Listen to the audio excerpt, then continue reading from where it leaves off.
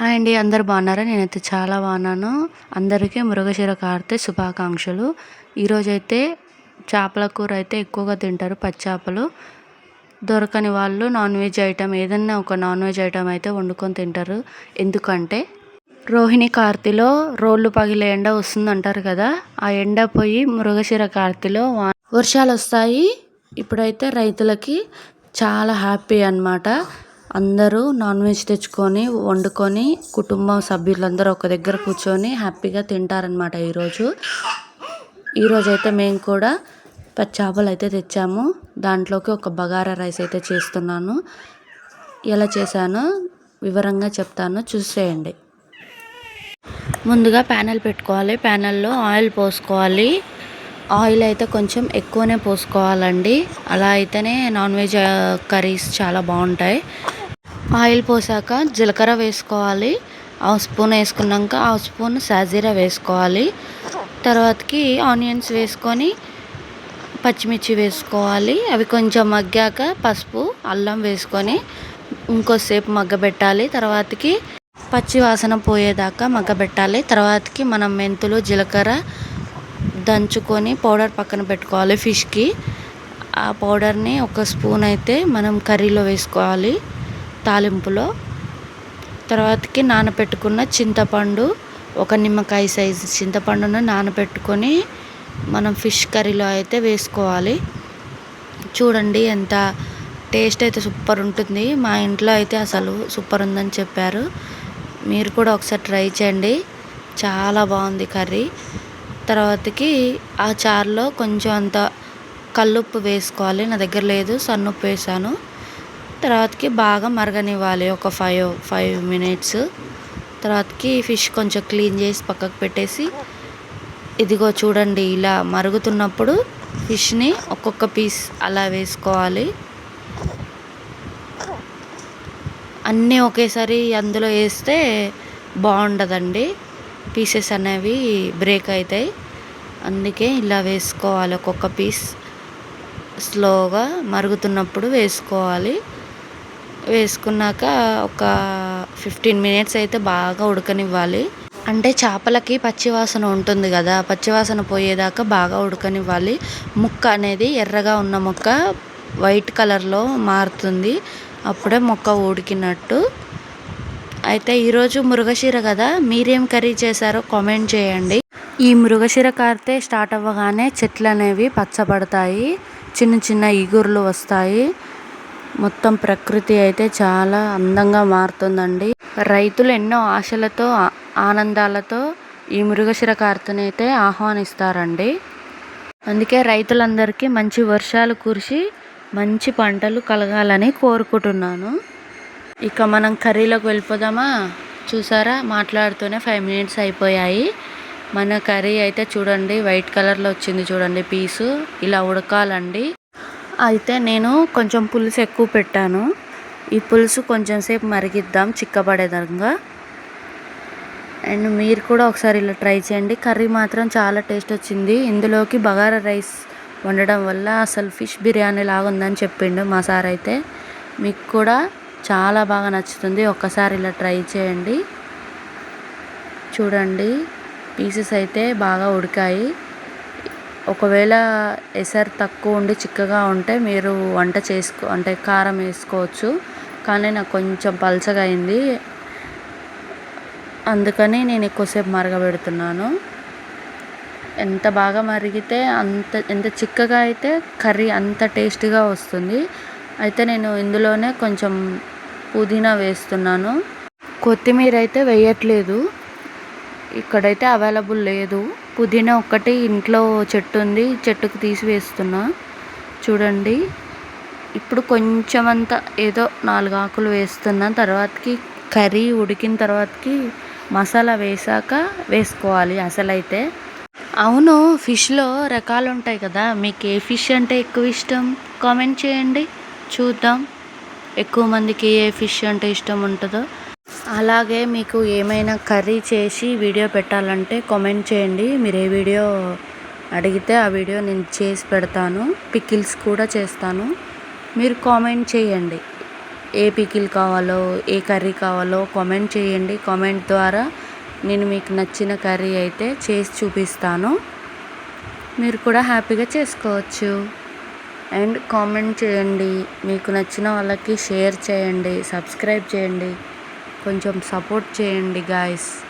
And కూర దగ్గరికి వచ్చేస్తే ఇప్పుడు మనం పులుసు అయితే చిక్కగా దగ్గరికి అయిందండి. దగ్గరికి అయ్యాక మనం ఇలా కారం వేసుకోవాలి. మీ ఇష్టం అండి. కారం అయితే మీరు ఎంత వేసుకోవాలంటే అంత వేసుకోవచ్చు. మ్యాక్సిమం ఎవరికైనా చెప్పాలి అంటే ఒక 3-4 స్పూన్స్ అయితేనే బాగుంటుంది. కారం అయితే కొంచెం ఎక్కువనే వేసుకోవాలి ఈ నాన్ వెజ్లో, లేకపోతే టేస్ట్ అనేది రాదు. నేనైతే వేసాను చూడండి. ఇప్పుడు వచ్చింది అసలు సమస్య. మనం గరిటెతో కలబెడితే పీసెస్ అనేవి బ్రేక్ అవుతాయి. చూడండి చూపిస్తున్నాం, సరిగ్గా కలబెట్టడం కూడా రావట్లేదు. అయితే మనం ఏం చేయాలి అంటే ఇప్పుడు మనం పట్కారీ ఉంటుంది కదా, దాంతో ఈ గిన్నెనైతే ఇలా ఊపాలి. ఇలా ఊపడం వల్లనే ముక్కలకు చూడండి సరిగ్గా సరిపోతుంది, కారం సరిగ్గా పడుతుంది. ఇలా పట్టడం వల్ల పీసెస్ అనేది టేస్ట్ వస్తాయి, కొంచెం స్పైసీగా. చూడండి గరిటెతో కలబెడితే ఇక అంతే సంగతి, పీసెస్ అన్నీ ముక్కలు ముక్కలు అయిపోతుంటాయి. ఇలా కారం వేసాక ఒక 10 మినిట్స్ మళ్ళీ ఉడికివ్వాలి. ఇలా ఉడికిస్తేనే ఆ కారం అనేది పీసెస్కి పడుతుంది. లేదు కారం వేసి ఎమ్మటే బంద్ చేస్తా అంటే కుదరదు, ఖరాబ్ అయిపోద్ది. అంటే బాగానే ఉంటుంది కానీ పీసెస్కి కారం పట్టదు.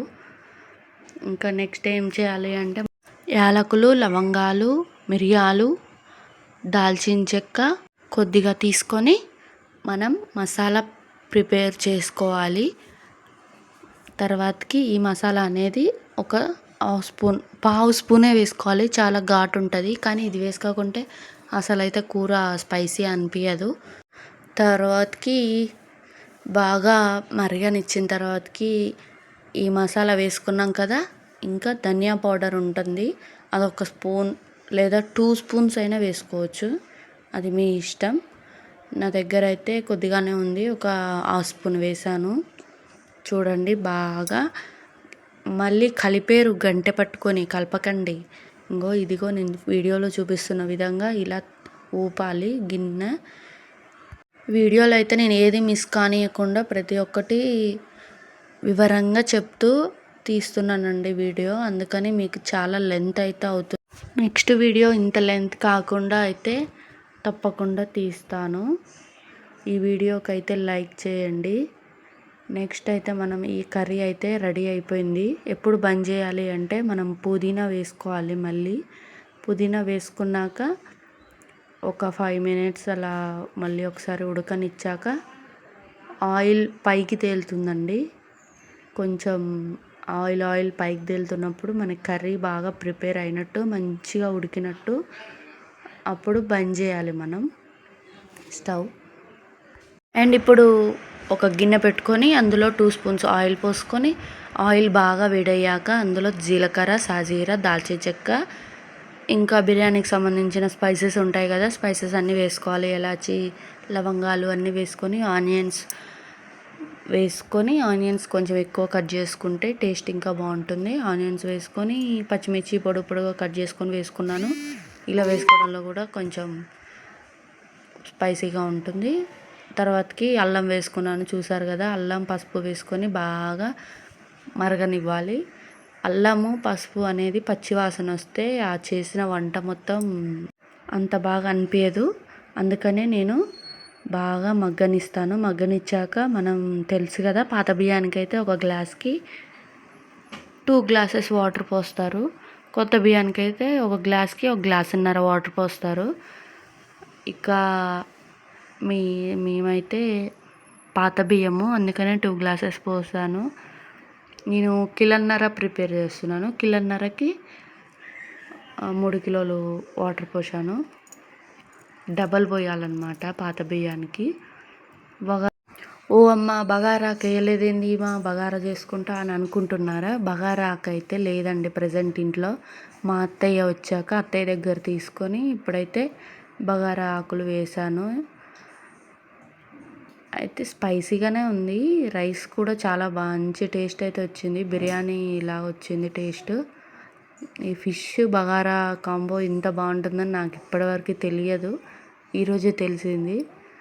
మీరు కూడా ఒకసారి ఇలా ట్రై చేయండి. చాలా మంచి టేస్ట్ అయితే వచ్చింది. అండ్ ఎసరు బాగా మరిగాక చూడండి ఇలా మరుగుతుండాలి. ఎసరు మరిగినప్పుడు మనం నానబెట్టుకున్న బియ్యం ఈ ఎసట్లో వేసుకోవాలి. మళ్ళీ ఎసరులో వేసుకునేటప్పుడు బియ్యంలో ఉన్న నీళ్ళు కూడా అందులో పోసారనుకోండి వాటర్ ఎక్కువైతాయి. వాటర్ ఎక్కువై మళ్ళీ అన్నం అనేది మెత్తగా అవుతుంది. అంటే అలా ఉండొద్దు. బగారా అనేది కొంచెం పలుకుతూ ఉంటేనే బాగుంటుంది. మన తెలంగాణలో ఏ ఫంక్షన్ చేసినా బగారా కంపల్సరీ చేస్తారు. బగారా అంటే అంత స్పెషల్ అండి. మన తెలంగాణలో అయితే చాలా స్పెషల్ కదా. అందుకనే ఈ బగారా మాకు కూడా ఉండొచ్చు అని అయితే అనుకోకండి. ఎవరైనా తెలియని వాళ్ళు ఉంటారు కదా, వాళ్ళ కోసం అయితే ఈ వీడియో చూపిస్తున్నాను. ఫిష్కి బగారా 2 కాంబోలో టేస్ట్ ఎలా ఉంటుందో మీరు కూడా ఒకసారి ట్రై చేయండి. చూడండి ఒకసారి ఇలా కలపెట్టుకొని ఉప్పు వేసుకోవాలి. ఉప్పు ఇందాక మరిగించాం కదా వాటర్, అందులోనే వేసుకోవాలి. ఒకవేళ మర్చిపోతే ఇప్పుడైనా వేసుకోవచ్చు. చూడండి ఇలా బాగా మరగాలి. మరిగేదాకా మరగనివ్వండి. అప్పుడప్పుడు గరిటెతో కలబెట్టుకోండి. బాగా కలిపాక దగ్గర పడుతుంది చూడండి. కరెక్ట్గా సరిపోయిందండి ఎసరు అయితే. నేనైతే చాలా కరెక్ట్గానే వండుతాను ఎప్పుడైనా.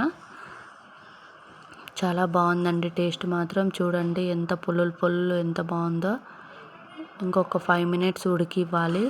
ఇంకొక 5 మినిట్స్ ఉడికిస్తే చాలా బాగుంటుంది. చూడండి మన బగారా రైస్ అయితే రెడీ అయిపోయింది. మీరు కూడా ఒకసారి ఇలా ట్రై చేయండి. చాలా టేస్ట్ అయితే వచ్చింది. అబ్బా అసలు ఎంత టేస్ట్ వస్తుందని అసలు నేనే ఎక్స్పెక్ట్ చేయలేదు. తిన్నాక మీరే అంటారు అంత టేస్ట్ వచ్చింది. మీరు కూడా ట్రై చేయండి. ఈ వీడియో ఎలా అనిపించిందో కామెంట్ చేయండి. ఇంకా ఏమైనా మీకు కర్రీస్ కావాలంటే నాకు కామెంట్ చేయండి. ఖచ్చితంగా చేసి చూపిస్తాను. అండ్ పికిల్స్ కానీ ఏవైనా చేసి చూపిస్తాను. చూడండి చేపల కూర చెప్పడం మర్చిపోయాను. అవ్వగానే తినొద్దు. కొద్దిసేపు 5 మినిట్స్ పక్కకు పెట్టాలి. అలా అయితేనే ముక్కలకి బాగా పడుతుంది మసాలా కూడా. మొత్తానికి 2 ఆనియన్స్ కోసుకొని బగారా పెట్టుకొని నేనే తినేస్తున్నాను. చూడండి ఎంత అసలు టేస్ట్ అయితే సూపర్ అండి. చాలా బాగుంది. అస్సలు మిస్ అవ్వకండి. మీరు కూడా ట్రై చేయండి. ఇందులో 2 ఆనియన్లు కోసుకొని తింటే ఆహా అమోఘం అండి. ఎంత బాగుందో అసలు ఫిష్ కర్రీ అయితే. చాలా టేస్ట్ అయితే వచ్చింది. ఇందులో బగారా వండడం వల్ల ఇంకా చాలా బాగుంది. మీరైతే అస్సలు మిస్ కావద్దు. Thanks for watching. ఈ వీడియోకి లైక్, షేర్, సబ్స్క్రైబ్ చేయండి. సపోర్ట్ చేయండి. మీరు ఇంకా ఇలానే సపోర్ట్ చేస్తూ ఉంటారని కోరుకుంటూ థ్యాంక్స్ ఫర్ వాచింగ్. బాయ్.